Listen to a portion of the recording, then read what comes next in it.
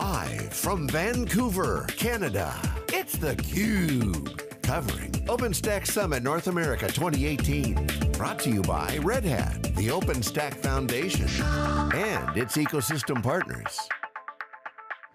Welcome back. I'm Stu Miniman here with my co-host John Troyer, and you're watching theCUBE's exclusive coverage of OpenStack Summit 2018 in Vancouver. Happy to welcome back to the program, off the keynote stage this morning, Mark Shuttleworth, the founder of Canonical. Thank you so much for joining us. Stu, thanks for the invitation. All right, so you've been involved in this OpenStack stuff for quite a bit. Right, I remember 3 years ago, we were down in the other hall talking about the maturity of the platform. I think 3 years ago, it was like this container thing was kind of new, and the basic infrastructure stuff was starting to get, in a nice term, boring, because that meant we could go about business and beyond the buzz of, oh, there's this cool new thing and we're going to kill Amazon, kill VMware, whatever else things that people thought that had a misconceived notion. So bring us forward to where we are, 2018, what you're hearing from customers as you look at OpenStack in this community. Well, I think you pretty much called it. OpenStack very much now is about solving a real business problem, which is the automation of the data center and the cost parity of private data centers with public data centers, right? So I think we're at a time now when people understand the public cloud is a really good thing. It's great that you have these giant companies dueling it out to deliver better quality infrastructure at a better price, but that at the same time, having your own private infrastructure that runs cost effectively is important. And OpenStack really is the only approach to that exists today. And it's important to us that the conversation is increasingly about what we think really matters, which is the economics of owning it, the economics of running it, and how people can essentially keep that in line with what they get from the public cloud providers. Yeah, one of the barometers I use for vendors these days is, in this multi-cloud world, where do you sit? Do you play with the hyperscalers? Are you a public cloud denier? Or like most people, most people are somewhere in between. In your keynote this morning, you were talking a bit about all of the hyperscalers that use your products, as well as right. Ubuntu's at the heart of all of the major public cloud operations at multiple levels. So we see them as great drivers of innovation, great drivers of exposure of Ubuntu into the enterprise. We're still by far the #1 platform used in public cloud by enterprises. It's hard to argue that public cloud is test and dev now. It really, really isn't, right? And so most of that is still Ubuntu. And now we're seeing that pendulum swing, all of those best practices, that consumption of Ubuntu, that understanding of what a leaner, meaner enterprise Linux looks like, bringing that back to the data center is exciting, right? For us, it's an opportunity to help enterprises rethink the data center to make it fully automated from the ground up. OpenStack is part of that, Kubernetes is part of that, and now the sort of the cherry on top is really AI, where people understand they have to be able to do it on public cloud, on private infrastructure, and at the edge. Mark, I wanted to talk about open source and marketing open source for a minute. We're obviously here, we're part of an open source community. Open source de facto has won the cloud technology stack wars, right? So there's one way of selling OpenStack where you pound on open a lot, and you I'm always a bit nervous about projects that put open, you focus, it sounds like they're sort of trying to gloss over something or wash over something or prove a point they shouldn't have to. There's right? one about the philosophy of open source, which certainly has to stay there, right? Because that's what drove the innovation. But what I was kind of impressed on the stage today, you talked about the benefits. You didn't say, well, Ubuntu's open. You said, well, no, we are facilitating these benefits, speed to market, cost, et cetera. Can you talk about your approach, Canonical's approach to talking about this open source product in terms of its benefits? Sure, look, open source is a license. Under that license, there's room for a huge spectrum of interest and opinions and approaches. And I'd say that I certainly see an enormous amount of value in what I would call the passion-based open source story. Now, OpenStack is not that.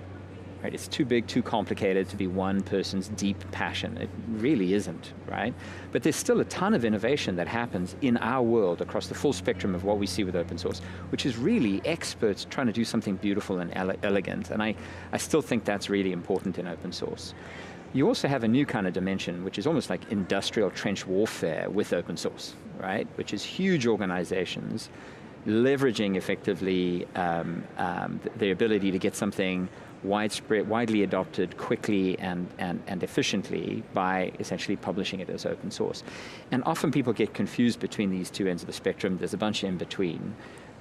What I like about OpenStack is that I think it's over the industrial trench warfare phase. You just don't see a ton of people showing up here to throw parties and prove to everyone how cool they are, right? They've moved on to other open source projects. The people who are here are people who essentially have the real problem of, I want to automate my data center, I want to have essentially a cloud that runs cost effectively in my data center that I can use as part of a multi-cloud strategy. And so now I think we're into that sort of, a more mature place with OpenStack. We're not either sort of artisan or craftsman oriented, nor are we kind of a guns blazing brand oriented. It's kind of now just solving the problems.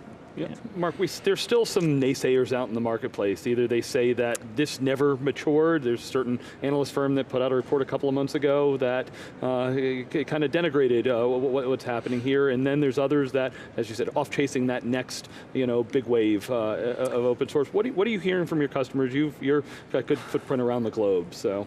So that report is nonsense for a start. They're always wrong, right? Whether if they're hyping something, they're wrong, and if they're sort of dissing something, then they're usually wrong too. They have a cycle for that, I believe. Exactly. Yeah. It's like selling gold at the bottom, right? Here's how I see it. I think that enterprises have a real problem, which is how do they create private cloud infrastructure. OpenStack had a real problem that it had too many opinions, too many promises, essentially a governance structure, not a leadership structure, right? Our position on this has always been focus on the stuff that is really necessary. There was a ton of nonsense in OpenStack, right? And that stuff is all failing, and so what? It was never essential to the mission. The mission is stand up a data center in an automated way, provide it essentially as resources as a service to everybody who you think is authorized to be there effectively, segment and operate that efficiently. And there's only a small part of OpenStack that was ever really focused on that. That's the stuff that's succeeding, that's the stuff we deliver, that's the stuff we think very carefully about how to automate it so that essentially anybody can consume it at reasonable prices. Now we have learned that it's better for us to do the operations almost. It's better for us actually to take it to people as a solution. Say, look, explain your requirements to us, then let us architect that cloud with you, then let us build that cloud, then let us operate that cloud, right? Until it's all stable and the economics are good, then you can take over, right? I think what we have seen is that if you ask every single different company to build OpenStack, they will make a bunch of mistakes and then they'll say OpenStack is the problem. OpenStack's not the problem, right? Because we do it again and again and again, because we do it in many different data centers, because we do it with many different industries, we're able to essentially put it on rails. And when you consume OpenStack that way, it's super cheap. Analysts have, these aren't my numbers, analysts have studied the cost of public infrastructure, the cost of the established incumbent enterprise sort of virtualization solutions and so on. And they found that when you consume OpenStack from Canonical, it is much, much cheaper than any of your other options in your own private data center. And I think that's a success that OpenStack should be proud of. All right, you've always done a good job at poking at some of the discussions happening in the industry. I wouldn't say I was surprised, but you were highlighting AI as something that was showing a lot of promise. People have been a little hot and cold depending on what part of the market you're at. Tell us about AI, and I'd love to hear your thoughts in general, kind of Kubernetes, serverless, and as you talk about some of those new trends that are out there. Sure, the big problem with data science was always finding the right person to ask the right question, right? So you could get all the data in the world in a data lake, but now you have to hire somebody who instinctively has to ask the right question that you can test out of that data, and that's a really hard problem, right? What machine learning does is kind of inverts the problem. It says, well, why don't we put all that data through a pattern matching sort of system, and then we'll end up with something that reflects the underlying patterns, even if we don't know what they are. Now we can essentially say, if you saw this, what would you expect?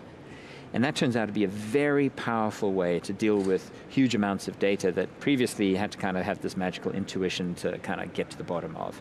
So I think machine learning is real. It's valuable in almost every industry. And the challenges now are really about standardizing the underlying operations so that the people who focused on the business problems can essentially use them. And so that's really what I wanted to show today, is us working with, in that case it was Google, but you can generalize that, to standardize the experience for an institution who wants to hire developers, have them effectively build machine-driven models effectively, and then put those into production. There's a bunch of stuff I didn't show that's interesting. For example, you really want to take the learnings from machine learning, and you want to put those at the edge. You want to react to what's happening as close to where it's happening as possible. So there's a bunch of stuff that we're working on with various companies that's all about taking that AI outcome right to the edge, to IoT, to edge cloud. But we didn't have time to get into all of that today. And Ubuntu is at the edge. It's in all the mobile platforms. We're in the great position that we're on the cloud. Yeah. Now you see what we're doing in the data center for enterprises, effectively recrafting the data center as a much leaner, more automated machine, really driving down the cost of the data center. And yes, we're on the higher end things, right? We're never going to be on the light bulb. We're a full general purpose operating system. But you can run Ubuntu on a $10 board now, and that means that people are taking it everywhere. Amazon, for example, put Ubuntu on the deep lens.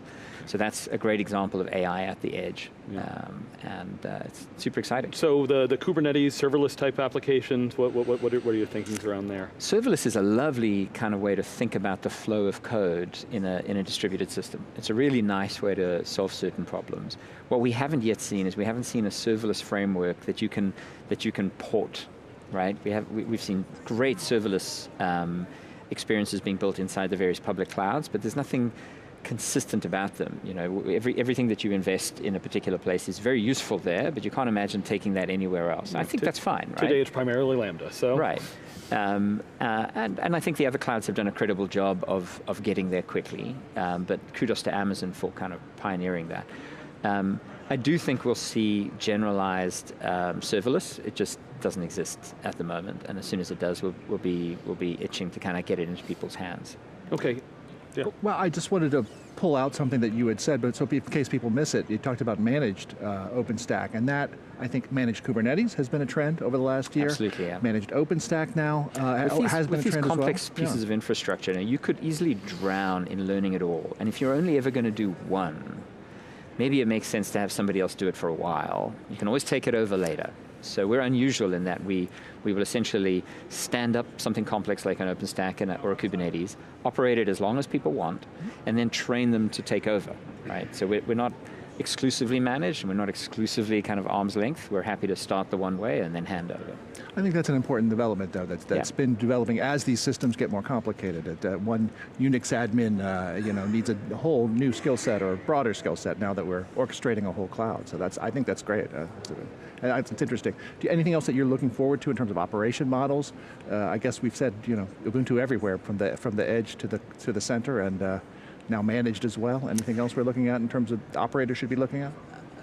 Well, I think edge is going to stay sort of murky for a while, simply because each different group inside a large institution has a boundary of their kind of authority, and to them that's the edge.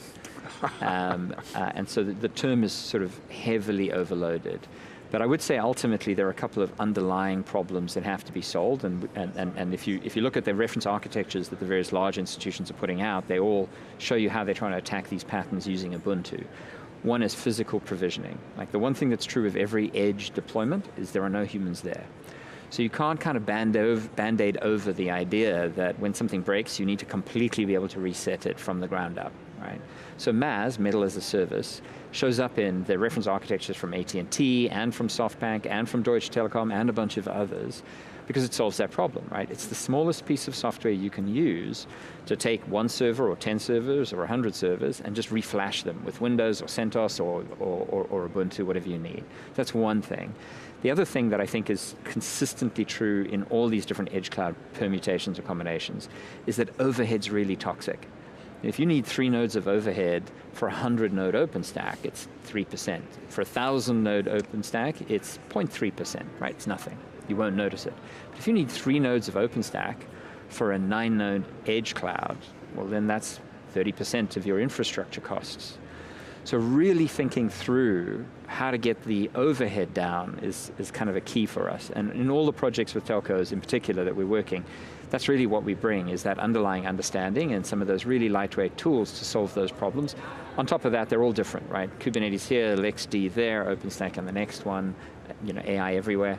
But those two problems, I think, are the consistent things we see as a pattern in Edge. All right, so Mark, last question I have for you, company update. So last year we talked a little bit about focusing, where the company's going, talked a bit about the business model, and you said to me, developers should never have to pay for anything, it's the governance people and everything like that. Give us the company update, I think everything from rumors from, hey, maybe you're IPOing to, what's happening, what can you share? Right, so the twin areas of focus, IoT and cloud infrastructure. IoT continues to be an area of R&D for us, so we're still essentially underwriting an IoT investment. I'm very excited about that. I think it's the right thing to be doing at the moment. I think IoT is the next wave effectively, and we're in a special position. We really can get down both economically and operationally into that sort of small edge kind of scenario. Cloud for us is a growth story.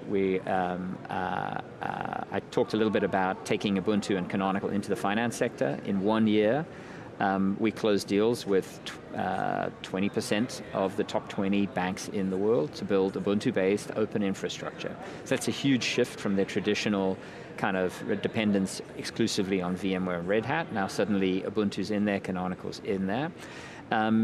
I think everybody understands that telcos really love Ubuntu, and so that continues to grow for us. Commercially, we're expanding both in EMEA and here in the Americas. I won't talk more about our sort of corporate plans, other than to say I see no reason for us to sort of scramble to cover any other areas. I think cloud infrastructure and IoT is plenty for one company. For me, it's a privilege to combine that kind of business with what happens in the Ubuntu community, right? I'm still very passionate about the fact that we enable people to consume free software and innovate, and we do that without any friction. We don't have an enterprise version of Ubuntu, right? We don't need an enterprise version of Ubuntu. The whole thing's enterprise, right? Even if you're a one-person startup. All right, well, Mark Shuttleworth, always a pleasure to catch up. Thank you so much for joining us. Thank you, Steve. For John Troyer, I'm Stu Miniman, back with lots more coverage here from OpenStack Summit 2018 in Vancouver. Thanks for watching theCUBE.